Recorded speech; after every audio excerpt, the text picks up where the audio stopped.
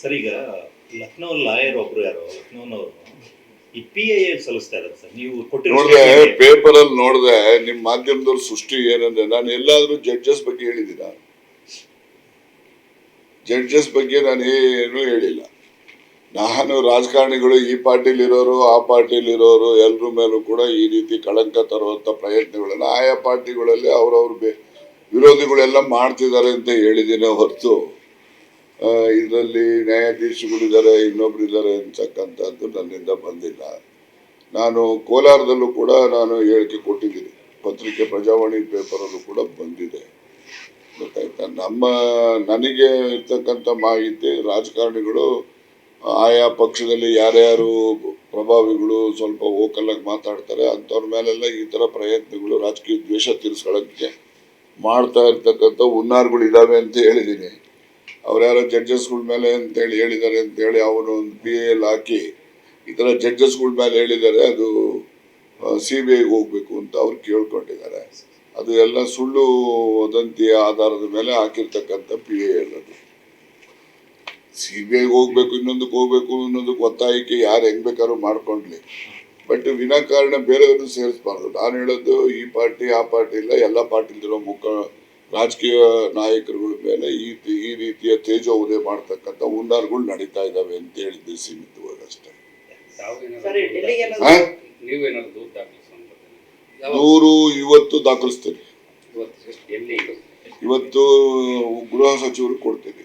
ಯಾಕೆಂದ್ರೆ ವಿಧಾನಸಭೆಯಲ್ಲಿ ನಾನು ಮಾತಾಡಿರೋದು ಅವ್ರಿಗೆ ಕೊಡ್ತೀನಿ ಅಂತಾನೆ ಹೇಳಿದ್ದೆ. ಇಷ್ಟು ದಿವಸ ಬರೆಯೋಕ್ಕಾಗಿರ್ಲಿಲ್ಲ. ಯಾಕಾಗಿರ್ಲಿಲ್ಲ ಅಂದರೆ ಆ ದಿವಸ ನಾನು ಪ್ರಸ್ತಾಪ ಮಾಡಿದ ಮೇಲೆ ಡ್ರಾಫ್ಟ್ ಇದೆಯೋ ಪ್ರಸ್ತಾಪ ಮಾಡಿದ್ದ ಮೇಲೆ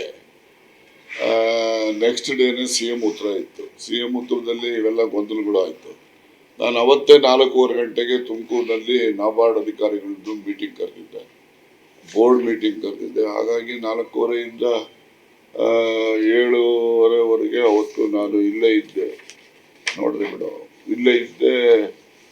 ಅದರಿಂದ ಅವತ್ತಾಗಲಿಲ್ಲ. ಅದಾದ ಮೇಲೆ ನಾನು 21ನೇ ತಾರೀಕು ಬಜೆಟ್ದು ಉತ್ತರ ಇದ್ದಿದ್ದು. ಅವತ್ತು ಕಂಪ್ಲೇಂಟ್ ಕೊಡೋದಕ್ಕೆ ನನಗೆ ತುಮಕೂರು DCC ಬ್ಯಾಂಕಲ್ಲಿ ನಬಾರ್ಡ್ದು ಮತ್ತು ಇತರ ಮೀಟಿಂಗ್ಗಳಿತ್ತು. 4:15 ಇಲ್ಲಿಗೆ ಬಂದೆ. ಅದರ ನಂತರ 22ನೇ ತಾರೀಕು ಕೋಲಾರದಲ್ಲಿ ಒಂದು ಸೊಸೈಟಿ ಕಾರ್ಯಕ್ರಮ ಇತ್ತು, ಜ್ಯೋತಿ ಕೋಆಪರೇಟಿವ್ ಸೊಸೈಟಿ ಕಾರ್ಯಕ್ರಮ. ಸುದರ್ಶನ್ ಅವರ ಒಂದು ಮುಖಂಡತ್ವದಲ್ಲಿಗೆ ಅವರು ಆಹ್ವಾನ ಮಾಡಿದ್ರು. ನಾನು ಅವತ್ತು ಹೋಗಿ, ರಾತ್ರಿ ಆಯಿತು ಬರೋದಲ್ಲಿಂದ. ರಾತ್ರಿ ಬಂದವರು ನಾನು ಮಧುಗಿರಿನಲ್ಲಿ ಒಂದು ಮದುವೆ ಇತ್ತು, ಕೊರಟಗೆರೆಯವ್ರ ಮದುವೆ ಇತ್ತು, ಮುಗಿಸ್ಕೊಂಡು ಮನೆಗೆ ಬಂದಾಗ 10 ಗಂಟೆ ಆಯಿತು. ಮತ್ತು ಮರುದಿನವೇ ನಾನು ತಿಪ್ಟೂರ್ಗೆ ಹೋದೆ.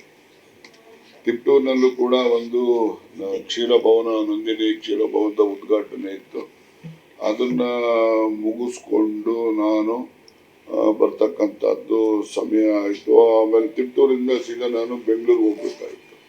ಬೆಂಗಳೂರಲ್ಲಿ ನಮ್ಮ ಮಳವಳ್ಳಿ ಶಿವಣ್ಣನ ಮಗಂದು ಮದುವೆ ಇತ್ತು. ಮತ್ತು ಇಲ್ಲಿ ಸೊಂಡೆಕೊಪ್ಪ ರೋಡಲ್ಲೂ ಕೂಡ ಶಿವರಾಮಯ್ಯ ಅಂತೇಳಿ ನಮ್ಮ ಮಧುಗಿರಿಯವರ ಒಬ್ಬರು ಮುಖಂಡರು, ರೈತರು, ಅವರ ಮಗನ ಮದುವೆ ಇತ್ತು ಸೊಂಡೆಕೊಪ್ಪ ರಸ್ತೆಯಲ್ಲಿ. ಅದನ್ನೆಲ್ಲ ಮುಗಿಸಿ ಬರೋದು ರಾತ್ರಿ 10 ಗಂಟೆ ಆಯಿತು. ಈಗ ನೆಕ್ಸ್ಟ್ ಡೇನೇ ನಾನು ನಿನ್ನೆ ದಿವಸ ಇದಕ್ಕೆ ಹೋದೆ, ತುರುವೇಕೆರೆಗೆ ಹೋಗಿ ಅಲ್ಲೊಂದು ವಾಣಿಜ್ಯ ಬಿಲ್ಡಿಂಗ್ ಇತ್ತು, ಒಂದು ಕೋಆಪರೇಟಿವ್ ಇನ್ಸ್ಟಿಟ್ಯೂಷನ್ದು. ಅದನ್ನು ಇನಾಗ್ರೇಷನ್ ಮಾಡಿ ಅಲ್ಲಿಂದಲೇ ನಾನು 4 ಗಂಟೆಗೆ ಬೆಂಗಳೂರಿನಲ್ಲಿ ಮುಖ್ಯಮಂತ್ರಿಗಳು ಸಭೆ ಕರೆದಿದ್ರು, ಈ ಬಾಲಿಂದ ದರ ಏರಿಕೆ ಬಗ್ಗೆ ಚರ್ಚೆ ಮಾಡಲಿಕ್ಕೆ. ಅಲ್ಲಿಗೆ ಹೋದೆ. ಅದನ್ನು ಮುಗಿಸ್ಕೊಂಡು 7:15 ಗಂಟೆಗೆ ಹೊರಟು ಇಲ್ಲಿಗೆ ಬಂದೆ. ನಾನು ಇವತ್ತು ಗೃಹ ಸಚಿವರಿಗೆ ಪತ್ರ ಕೊಡಲಿಕ್ಕೆ, ದೂರನ್ನು ಕೊಡಲಿಕ್ಕೆ ರೆಡಿ ಮಾಡಿದ್ದೀನಿ. ಬೆಳಗ್ಗೆಯಿಂದ ಕೂತ್ಕೊಂಡು ನಾನೇ ಬರೆದಿದ್ದೇನೆ. ಬರೆದು ಈಗ ಟೈಪ್ ಎಲ್ಲ ಮಾಡಿಸ್ತಾ ಇದ್ದೀನಿ. ಮತ್ತು ಬ್ಲೂ ಶೀಟಲ್ಲಿ ಮಾಡಪ್ಪ ಅಂತ ಹೇಳಿದ್ದೀನಿ. ಬ್ಲೂ ಶೀಟ್ ತಂದು ಕಾಪಿ ತೆಗಿತಾನೆ. ಅಷ್ಟೊತ್ತಿಗೆ ಒಂದು ಫಂಕ್ಷನ್ ಇದೆ, ಮುಗಿಸ್ಕೊತೀನಿ. ಅವ್ರು ಎಲ್ಲಿದ್ದಾರೆ ಅಲ್ಲಿ ಹುಡ್ಕೊಂಡು ಹೋಗಿ ಇವತ್ತು ದೂರ ಕೊಡ್ತೀನಿ. ಅವ್ರು ಎಲ್ಲಿದ್ದಾರೆ ಅಲ್ಲಿ ತುಮಕೂರು ಕೊಡ್ತೀನಿ, ಬೆಂಗಳೂರಿದ್ದು ಬೆಂಗಳೂರಲ್ಲಿ ಕೊಡ್ತೀನಿ. ಎಲ್ಲನ ಇಲ್ಲಿ ಹುಡ್ಕೊಂಡು ಹೋಗಿ, ಅದು ಅವನೂರವ್ರದ್ದು 100 ವರ್ಷದ ಒಂದು ವರ್ಧಂತಿ ಕಾರ್ಯಕ್ರಮ ಇದೆ. ಆ ಕಾರ್ಯಕ್ರಮವನ್ನು ಮುಗಿಸ್ಕೊಂಡು ಬಂದು ಗೃಹ ಸಚಿವರು ಎಲ್ಲಿದ್ದಾರೆ ಅಲ್ಲಿಗೆ ಹೋಗಿ ಖುದ್ದಾಗಿ ದೂರನ್ನು ಇವತ್ತು ನೀಡ್ತೀನಿ. ದೂರು ಕೊಟ್ಟ ಮೇಲೆ FIR ಆಗ್ತದೆ. FIR ನಿಮ್ಮ ಕೈಲೇ ಸಿಗ್ತದಲ್ಲಪ್ಪ. ಅಲ್ಲ ಏನೊಂದು ಅಟ್ಯಾಚ್ಮೆಂಟ್ ಆಗಿ ದಾಖಲೆಗಳು ನಿಮ್ಮ ಹತ್ರ ಅಟ್ಯಾಚ್ಮೆಂಟ್ ಏನು ದಾಖಲೆ ಇಲ್ಲ, ಏನೆಲ್ಲ ನಡೀತು ಯಾವ ಅಂತ ಹೇಳಿ ಅದ್ರ ಬಗ್ಗೆ ಬರೆದಿದ್ದೀನಿ ಅಷ್ಟೇ. ಸೆಷನಲ್ಲಿ ನೀವು ಮಾತಾಡಿರೋದು ಸೆಷನಲ್ಲಿ ಮಾತಾಡಿರೋದು, ದೂರು ಕೊಡೋಕೆ ವಿಧಾನ ಆಗಿರ್ತಕ್ಕಂಥದ್ದು, ಮತ್ತೆ ಯಾವ ಯಾವ ಸಂಗತಿಗಳು ಏನು ನಡೆದಿದ್ದಾವೆ ಎಲ್ಲನೂ ಕೂಡ ವಿವರವಾಗಿ 3 ಪೇಜ್ ಬರೆದಿದ್ದೀನಿ. ನಾನೇ ಬೆಳಿಗ್ಗೆ ಕೂತ್ಕೊಂಡು ಎಲ್ಲ ಬರೆದಿದ್ದೀನಿ, ಬರೆದು ಅದನ್ನು ಕೊಡ್ತೇನೆ. ಆದರೆ ಮೆಟೀರಿಯಲ್ ಎವಿಡೆನ್ಸಸ್ಸು ಅವು ಇವು ನಾನು ಇದು ಏನೋ ಇವೆಲ್ಲ ನಡೀತಾ ಇದ್ದಾವೆ ಅಂದ್ಕೊಂಡು ಸುಮ್ಮನೆ ಉದಾಸೀನ ಮಾಡಿದ್ದೆ. ಯಾವಾಗ ವಿಧಾನಸಭೆಯಲ್ಲಿ ನನ್ನ ಹೆಸರು ಪ್ರಸ್ತಾಪ ಆದಮೇಲೆ ನಾನು ಇದ್ರ ಬಗ್ಗೆ ಹೆಚ್ಚು ಇದು ಮಾಡಿದೆ. ಮತ್ತು ನಮ್ಮಲ್ಲಿ CC ಕ್ಯಾಮ್ರಾ ಇದ್ದಾವೆ ನೋಡೋದು ಅಂತೇಳಿ ಟ್ರೈ ಮಾಡಿದೆ. ಮನೆಯಲ್ಲಿ CC ಕ್ಯಾಮ್ರಾಗಳೇ ಹಾಕಿಲ್ಲ ಬೆಂಗಳೂರಲ್ಲಿ. ಅದಿದ್ದಾದ್ರೂ ಕೂಡ ಸ್ವಲ್ಪ ಅವ್ರು ಯಾರು ಬಂದಿರೋದು ಓದೋರು ಗುರ್ತು ಹೇಳ್ಬೋದಾಗಿತ್ತು. ಆಮೇಲೆ ಚೆಕ್ ಮಾಡಿಸ್ದೆ, ಇದೆಲ್ಲ ಘಟನೆ ಆದಮೇಲೆ CC ಕ್ಯಾಮ್ರಾಗಳು ಜನಗಳಂತ ನಾನು ಮಾತ್ರ ಈಗ ಯಾರೋ ಅವತ್ತು ಬಂದು ಹೋಗಿರ್ತಾರೆ ಅವ್ರನ್ನ ಪತ್ತೆ ಮಾಡಿ ಅವ್ರ ಮೇಲೆ ಕ್ರಮ ತಗೊಳ್ಳಿ ಅಂತ ಹೇಳ್ತೀನಿ ಹೊರತು ಮತ್ತೆ ಅದು ಅವರೇ ಸ್ವಯಂ ಮಾಡಿದಾರೋ ಅಥವಾ ಅವರಿಂದ ಇನ್ಯಾರನ್ನ ಇದ್ದಾರೋ ಏನು ಅದನ್ನು ನೀವು ಮಾಡಿ. ಅಲ್ಲಿ ಬಂದವರ ಹೆಸರು ಉಲ್ಲೇಖ ಮಾಡಿದ್ದೀವಿ. ಹೆಸರು ಗೊತ್ತಿರುತ್ತಾರೆ, ಅಪರಿಚಿತರು. ಎಷ್ಟು ಜನ ಬಂದಿದ್ರು ಅಂತ ಅದು ಮೊದಲನೇ ಸತಿ ಹುಡುಗ ಬಂದಿದ್ದವನು 2 ಸರಿ ಬಂದಾಗಲೂ ಅವನೇ ಕಾಮನ್. 2 ಸರಿ ಬಂದಾಗ ಹೆಣ್ಮಕ್ಳು ಬೇರೆ ಬೇರೆ. ಅಂದ್ರೆ ಏನು ಕೋಟ್ ಹಾಕೊಂಡು ಬಂದಿದ್ರ ಲಾಯರ್ ಟೈಪ್ ಅಂತ ಕೋಟ್ ಗಿಟ್ ಏನಿಲ್ಲ. ಅವರು ಎಲ್ಲ ಒಂದು ಜೀನ್ಸು ಒಂದು ಬ್ಲೂ ಇದ್ರದ್ದು ಟಾಪ್ ಎಲ್ಲ ಹಾಕೊಂಡಿದ್ರು. 2ನೇ ಸರಿ ಬಂದವರು ನಾನು ಹೈಕೋರ್ಟ್ ಲಾಯರ್ ಅಂತ ಹೇಳ್ಕೊಂಡಿದ್ರು. ಬಂದಿದ್ದೇನಪ್ಪ ಹೈಕೋರ್ಟ್ ಲಾಯರ್ ಅಂತ ಹೇಳಿದ್ದು ಅಲ್ಲ ಲೇಡಿನ ಸರ್, ಹೈಕೋರ್ಟ್ ಲಾಯರ್ ಅಂತ ಲೇಡಿ ಬರ್ದಿದ್ದಲ್ವೇನು? ಸರ್ 2 ಟೈಮು ಹೈಕೋರ್ಟ್ ಲಾಯರ್ ಅಂತಾನೆ ಬಂದಿದ್ರು. ಹೈಕೋರ್ಟ್ ವಕೀಲ ಇಲ್ಲ, ಫಸ್ಟ್ ಟೈಮ್ ಹೈಕೋರ್ಟ್ ಅಂತ ಹೇಳಿಲ್ಲ, ಲಾಯರ್ ಅಂತ. Second time lawyer.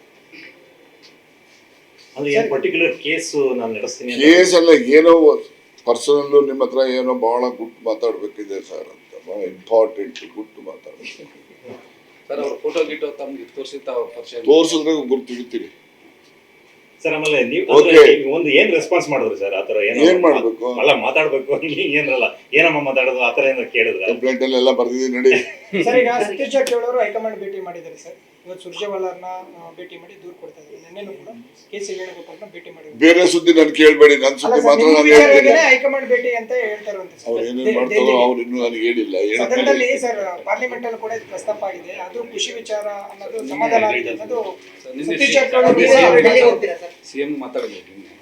ಏನು ಈ ವಿಚಾರ CM ಅಷ್ಟೇ ಹೇಳಿದ್ದು, ಅದೇನೇ ಕಂಪ್ಲೇಂಟ್ ಕೊಟ್ಟಿಲ್ವಂತೆ, ಯಾವಾಗ ಕೊಡ್ತೇವೆ ಅಂದು ನಾಳೆ ಕೊಡ್ತಿದ್ರಿ ಅಂತ ಹೇಳಿದ್ರು ಅಷ್ಟೇ. ಇವತ್ತು ಕೊಡ್ತಾ ಇದ್ದೀನಿ.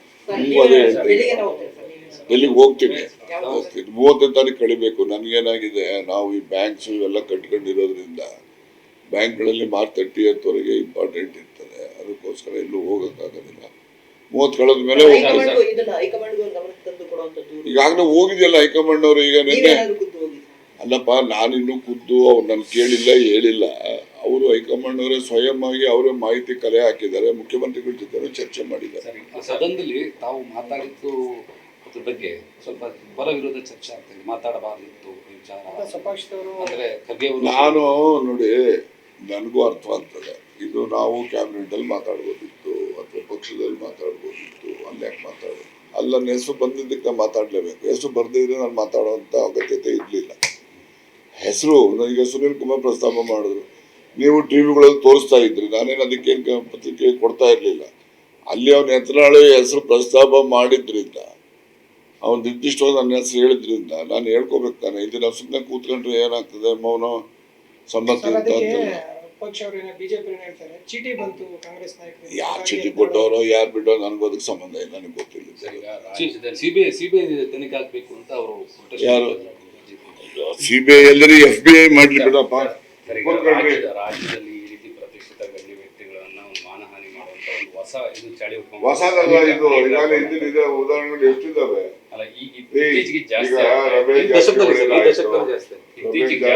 ಆಯ್ತು. ಈಗ 8 ಜನ ಕೋರ್ಟ್ ಅಲ್ಲಿ ಸ್ಟೇ ತಗೊಂಡು ಇದ್ದಾರೆ. ಅದೇ ರೀತಿ ಹೊಸದ ಇದು. ಮಾನಹಾನಿ ಮಾಡುವಂತ ಯಾರ್ಯಾರು ರಾಜಕೀಯ ನಾಯಕರು ಇರ್ತಾರೆ ಅವರನ್ನ ಮಣಿಸ್ಬೇಕು ಅಂತ ಹೇಳಿ ಅವ್ರ ವಿರೋಧಿಗಳು ಕೆಲವು ಜನ ಇದನ್ನ ಮಾಡ್ತಾ ಇದ್ದಾರೆ. ಇದೇನು ಹೊಸದೇನಲ್ವಲ್ಲ ಇದು. ಕಾನೂನು ಕ್ರಮ ನಾವು ಅವ್ರು ಯಾರು ಈ ಒಂದು ಕೃತ್ಯಕ್ಕೆ ಬೆಂಬಲ ಕೊಡ್ತಾರೆ ಯಾರು ಈ ಕೃತ್ಯಕ್ಕೆ ಭಾಗಿಯಾಗ್ತಾರೆ ಅಂದ್ರೆ ಎಸಗಲಿಕ್ಕೆ ಅಂಥವ್ರ ಮೇಲೆ ಕಠಿಣ ಕ್ರಮ ಆಗಬೇಕು ಅಂತಕ್ಕಂಥದ್ದು ಎಲ್ರದ್ದು ಒತ್ತಾಯ. ಅದರಲ್ಲಿ ನಂದು ಈ ವಿಚಾರ ವಿಶೇಷವಾದಂಥ ಕಾನೂನು ತರುವಂಥ ಪ್ರಯತ್ನ ಇರೋ ಕಾನೂನಲ್ಲಿ ಏನ್ ಬೇಕಾದ್ರೂ ಮಾಡ್ಬೋದು. ಇರೋ ಕಾನೂನು ಉಪಯೋಗಿಸಿದ್ರೆ ಸಾಕು, ಹೊಸ ಕಾನೂನು ಯಾಕೆ ಬೇಕು?